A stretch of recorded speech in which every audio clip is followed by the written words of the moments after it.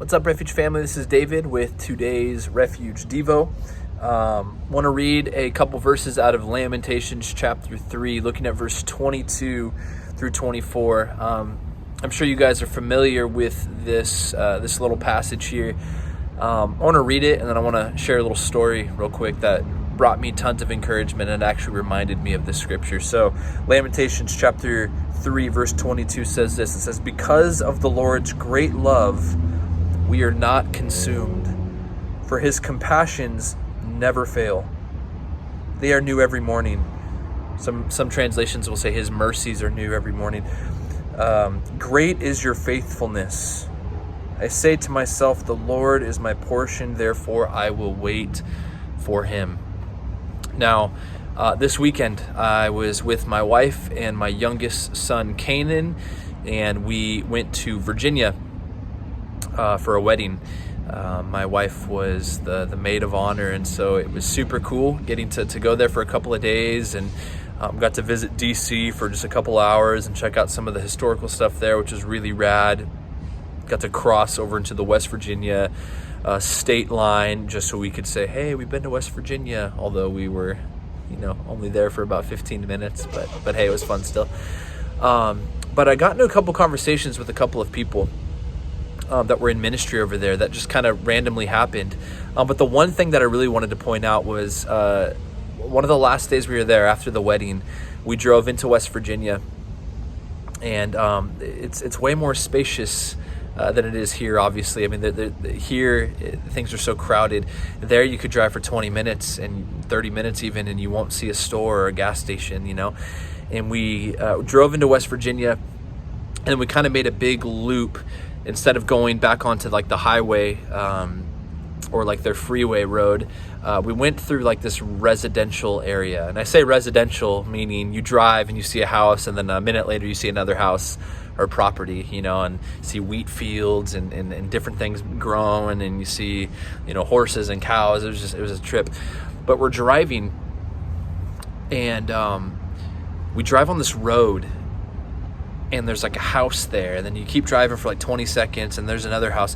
And about a minute into that drive, off to our left, we see this church. And the church was no bigger than a very, very, very small, like one bedroom, one bathroom house. It looked so small. And we see the parking lot, and the parking lot maybe could fit 10 cars, maybe. I just kind of stopped on the road, and I looked at that, and I think the word that popped into my mind, sorry, I'm outside, somebody was talking over there. I think the word that popped into my mind when I saw that was like, I was amazed. Here's this church, parking lot so incredibly small, church small. The church probably exists just for the 3 to 4 houses that are within the area. I was amazed. I was like, God, this church exists, obviously to glorify you, but to exist to minister to the 3 or 4 houses or the families that are represented at those houses. And my thought was like, I was amazed, but I'm like, God, you're faithful.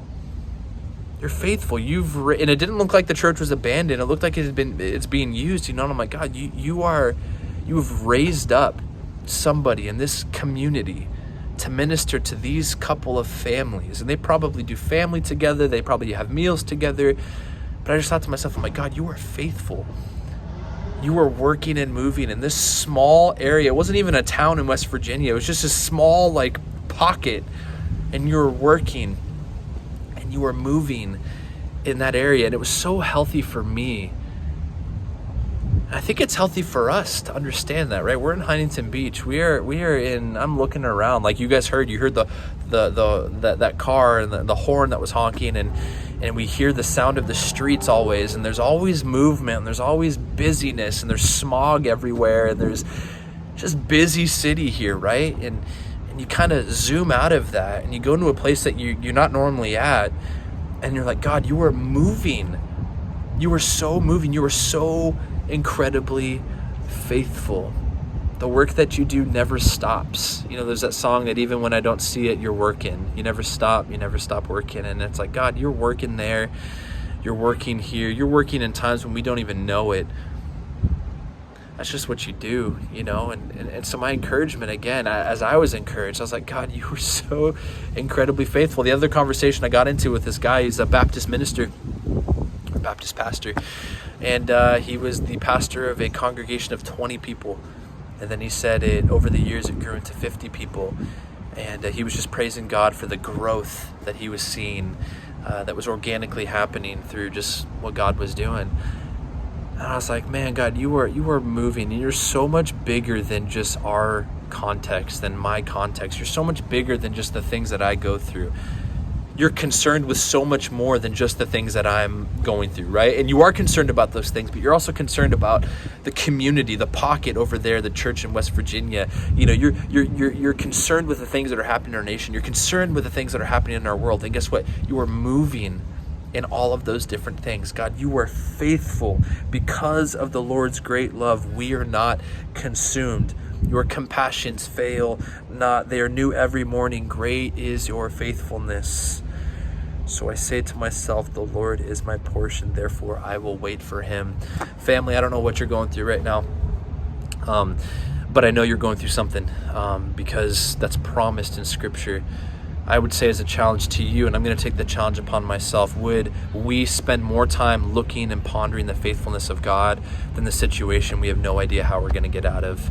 Would we be challenged to look at God, to look up at him, to remember how faithful he has been, to know that he is faithful right now, even if we don't see it or feel it, and to pursue forward knowing he's going to hold us and he will continue to be faithful to us in the future? Would we look at that instead of choosing to look at the situation that stands as a mountain in front of us right now? God has you.